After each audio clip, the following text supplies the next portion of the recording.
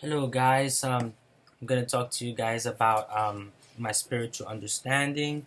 I have a Facebook page called Spiritual Understanding and the Science of God, and this is gonna be one of the few theories which I've talked about already before in previous YouTube videos, but I'm gonna make it simple and clear.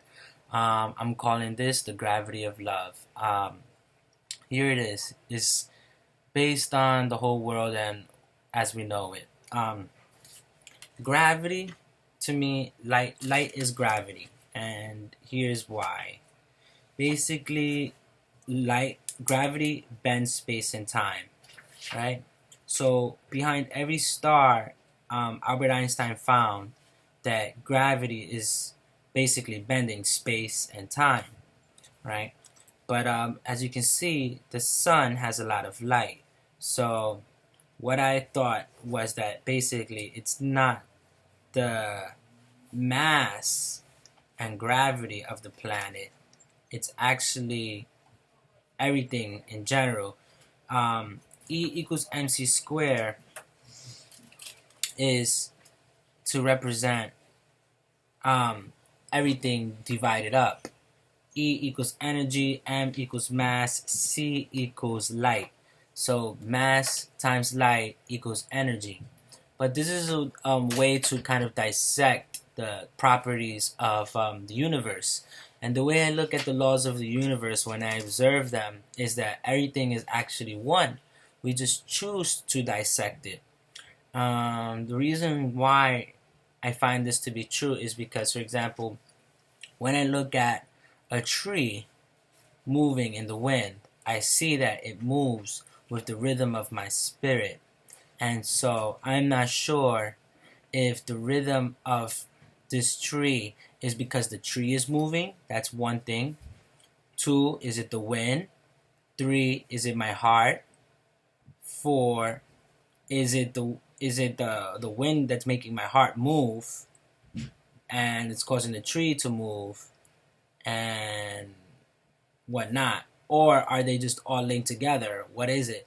So this is what I consider the spiritual understanding of the science of God, is that God is one with everything, and so this is all linked. Now we don't know anything about if God is real or not, so this is not what this is about right now. It's about the whole light thing, as I said. Um, how I discovered this whole light theory is that light also moves with the same rhythm. Light five, number five. So light also moves with the same rhythm, and it's attracted to your mind and to what you're thinking. And so I discovered through these ideas that it's basically um, light that is the infinite thing in the universe, and that everything is light. Everything, they say, begins with light. So in the beginning was light. In the beginning was what? Light, right? So this light created all mass. Everything came from light, and it became slowly but surely mass. And so the idea that E equals mc squared is just to dissect everything. I also consider certain things like the mind, the body, and the spirit actually to be all one. Wherever your mind is, your your body is. And wherever your mind is, your spirit can be too. So your spirit is where your mind is. Your mind is where your body is. So they're all just one. We just dissect it in such a way. And there's a lot of different things that we do. Sometimes we separate the things and then we forget to put them all back together, but it's all the same thing. So now, gravity is light. It means that there is no such as far as we know it, gravity does not exist. We never actually found any graviton, so it doesn't exist. It's just a theory of gravity. So my idea is that it's not actually gravity, it's actually light. Um, and so if if everything is light, right? Then we are the ones attracting energy to to ourselves. Each individual is light attracting energy and the reality around him. Gravity, space and time is being bent around the things that we think. Space and time is being bent on the things that we focus on the media. Space and time is what makes up reality.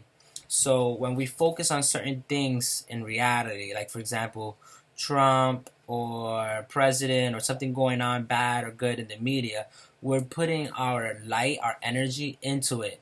Like light, it exists in our brain, it exists in our memories. It doesn't die. Light does not die. We think that light dies, but it doesn't. It resides in our memory, or it becomes a part of the mass of everything else, because as you know, mass attracts light, mass attracts energy. And since light being the lightest substance, this light that exists has to go somewhere, and so this light actually becomes one with everything that's around it, and so therefore that is why it's one with us. um this is what I wanted to talk about, and one of the reasons how I came up with this idea and it manifests more clearly was because of what was Trump doing in the beginning. And we never thought Trump is gonna win and whatnot, but everyone was focused on Trump and was so scared of it, and I just laughed because I was in this moment of pure happiness and pure good thoughts, and I thought, wow, look at how this situation is gravitating people into a negative way, and I try to stay in a pure state of mind, right?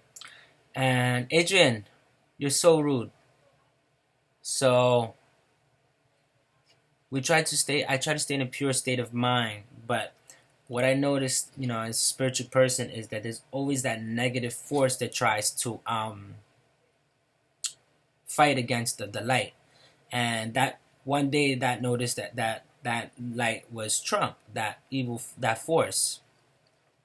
Now I wanted to get into the different fabrics of light.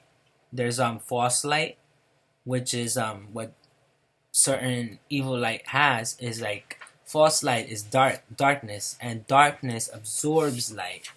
Um, Not like something that is light, it reflects light, but it's actually absorbing darkness.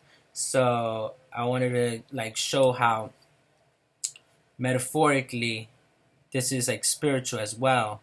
Something that is reflecting light and absorbs darkness is basically giving off light in a good way, and is taking away the darkness from all of us, kind of like Jesus or whatever.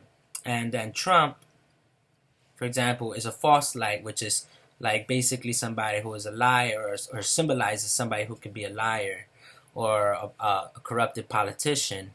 And these people who have false light, what they do is have false promises, teach bad things and stuff like that. And what it does is that it absorbs our light, it absorbs our reality. And when they get our reality, when they get us so tuned up and riled up into what they're thinking, we becoming more and more and more and more and more a part of their reality. And so that reality starts to manifest, and it sometimes can be a negative reality and stuff like that. So that's what I wanted, why I came up with this subject. Anyways, that being said, my ultimate conclusion from it was, don't ever let people steal your light. You have your own light, you have your own reality, you have your own space time, and you can share it with everybody. And so keep doing that, and don't let anybody intimidate that, and share with everybody so that people can become a part of your reality. And understand that these politicians and these other people, they cannot control our reality and the world that we choose to. And this goes far into other spiritual aspects, where it's been taught in other spiritual ideas, like such as the fact that we all have the law of attraction, we all control our own realities, we all have that power. So therefore we're all equal, and you cannot let these politicians think that you are, that they can control you in this way. This is their way of controlling us. We give them our powers, and that's not something I do. Even though it seems like they do control our lives, even though we see that certain things are controlling our lives physically, spiritually they don't. And we need to look at the whole universe as a whole and see ourselves as a part of that in a whole. Even though we see that materialistically happening within our bodies, within our hearts, within our soul, within our minds, this is not what's happening. And there's a lot of spiritual things that I wish I could add to that, but I'm not gonna say it right now because I don't have much time to throw up on the YouTube without having any problems. So I'm saying this for now, and I'll add to it more later if I could. I'm going to go into other stuff about light later. Bye.